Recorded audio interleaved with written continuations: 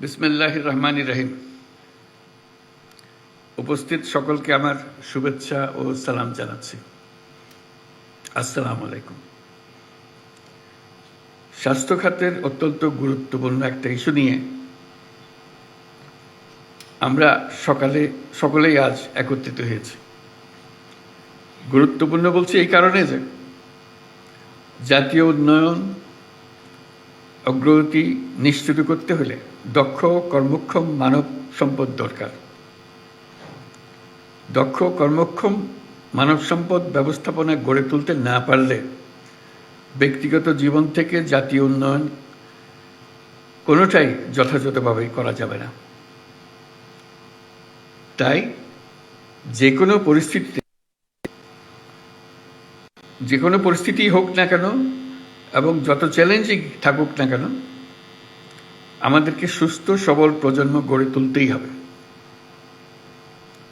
এই জন্য সরকারি, বেসরকারি, সুশীল সমাজ, জাতীয় ও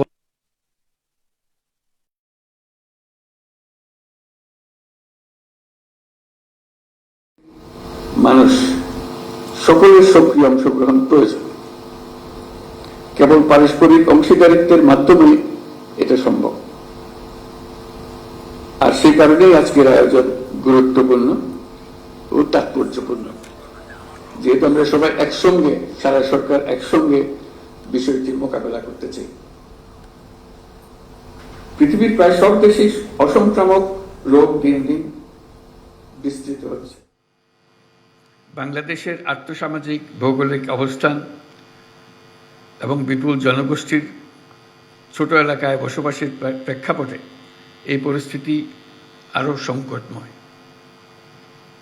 তাই এটি জাতীয় স্বাস্থ্য ব্যবস্থাপনার সম্ভবত সবচাইতে গুরুত্বপূর্ণ দিক, যা শুধু স্বাস্থ্য খাত নয়, আমাদের সামগ্রিক অর্থনীতি, সামাজিক নিরাপত্তা এবং টেকসই উন্নয়নের সাথেও নিবিড়ভাবে জড়িত।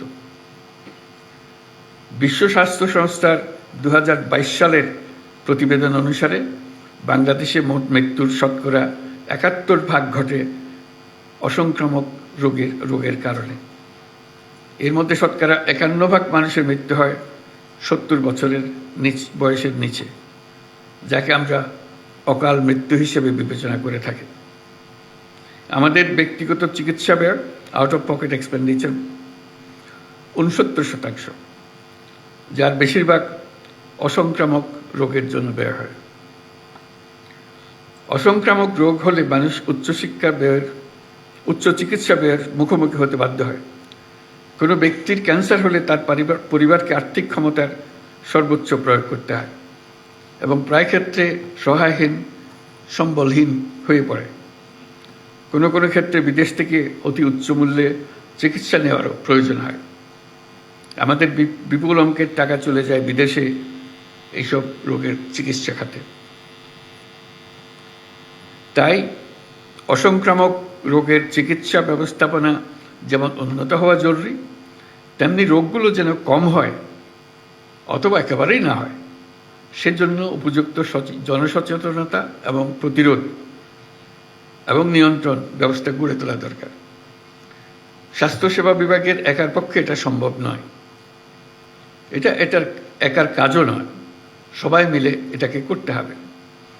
এই জন্য সব মন্ত্রণালয়ের সহযোগিতা দরকার। খাদ্য, কৃষি, শিক্ষা, ক্রীড়া, স্থানীয় সরকার, গণপূর্ত, এমন প্রত্যেকটি খাতের গুরুত্বপূর্ণ ভূমিকা আছে। প্রত্যেক খাত থেকে দরকার সুনির্দিষ্ট কর্মপরিকল্পনা ও নিবিড় উদ্যোগ। তাই এই সকল মন্ত্রণালয় চিহ্নিত করা হয়েছে এবং তাদের করণীয় নির্ধারণ করা হয়েছে। তবু আমি এই যৌথ ঘোষণা বাস্তবায়নে কয়েকটি বিষয়ের উপর বিশেষ গুরুত্ব আরোপ করতে চাই।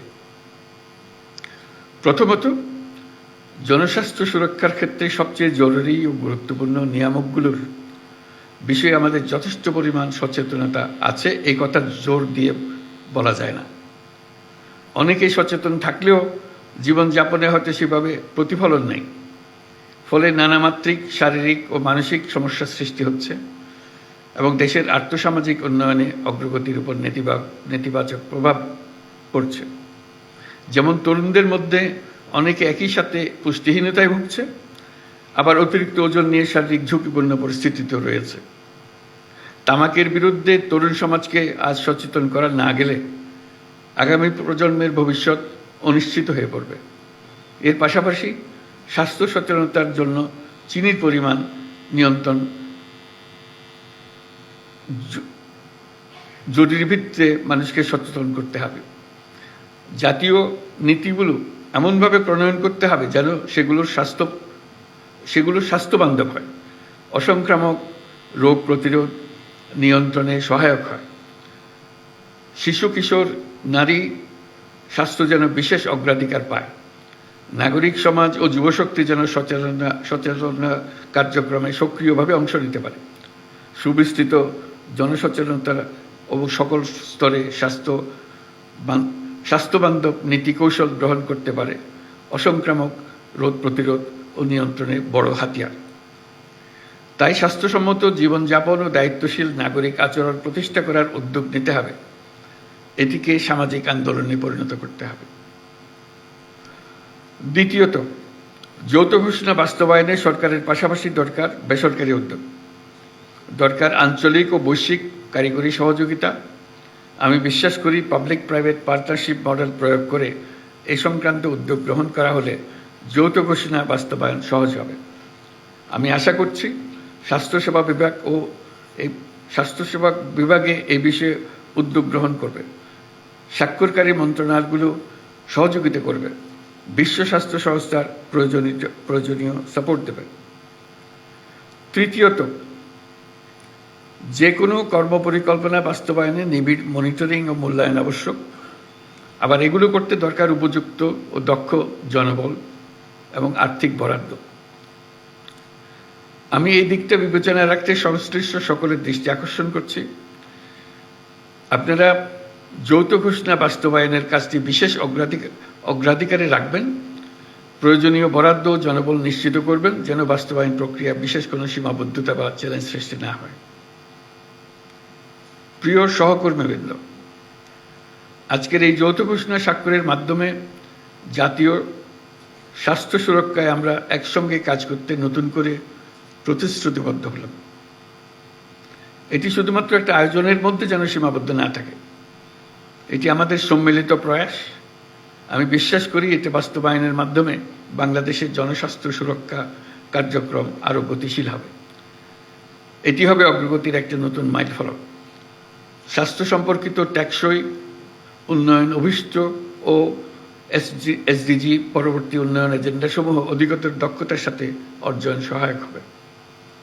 বাংলাদেশে স্বাস্থ্য খাতের উন্নয়নে বিশেষ করে 5ই অগাস্ট পরবর্তী পরিস্থিতিতে বিশ্ব স্বাস্থ্য সংস্থা বাংলাদেশ অফিসের সত্যিই প্রশংসনীয় ভূমিকা নিয়েছে। আমি জেনেছি আজকের আয়োজনে তারা গুরুত্বপূর্ণ সহযোগিতা করেছে, এই জন্য আমি তাদের ধন্যবাদ জানাই। বিশ্ব স্বাস্থ্য সংস্থার দক্ষিণ পূর্ব এশিয়ার অঞ্চলের ডাইরেক্টর প্রোগ্রাম ম্যানেজমেন্ট ডক্টর টাকসাফল তামারাংসি কষ্ট করে এই আয়োজনে উপস্থিত হয়েছেন, তাকে আমি বিশেষভাবে ধন্যবাদ জানাচ্ছি। আপনাদের সকলকেই আমার কৃতজ্ঞতা জানাই, ধন্যবাদ জানাই। মহান আল্লাহ তাআলা আমাদের সহায় হন। আল্লাহ হাফেজ।